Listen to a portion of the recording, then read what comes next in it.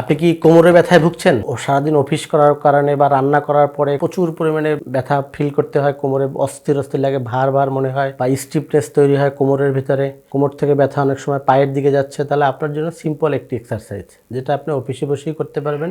2 ঘন্টা পর পর 10 সেকেন্ড এই ব্যায়ামটা করবেন 10 বার, তাহলেই ঠিক হয়ে যাবে। সরাসরি আমরা ব্যায়ামের দিকে চলে যাচ্ছি। সুপ্রিয় দর্শক, যারা অনেক সময় আমরা অফিসে জব করি, সকাল 9টায় অফিসে ঢুকতে হয়, আবার বিকাল 5টায় অফিস থেকে বের হতে হয়, তাদের জন্য অনেক সময় অনেকক্ষণ বসে থাকার কারণে কোমরে ব্যথা করে বা কোমর থেকে ব্যথাটা পায়ের দিকে যাচ্ছে। তো সেই ক্ষেত্রে আমরা আগে পোস্চারটা ঠিক করতে হবে। পোস্চার ঠিক রাখার জন্য 2 ঘন্টা পর পরে আমরা এরকম দাঁড়াবো 1 মিনিটের জন্য। 1 মিনিটের জন্য পিছনে, কোমরের পিছনে হাত দিয়ে কোমরটাকে পিছনের দিকে ঝুঁকে 10 সেকেন্ড ধরে রাখবো। 10 সেকেন্ড ধরে রেখে আবার সোজা হবো। এইভাবে 10 বার করব।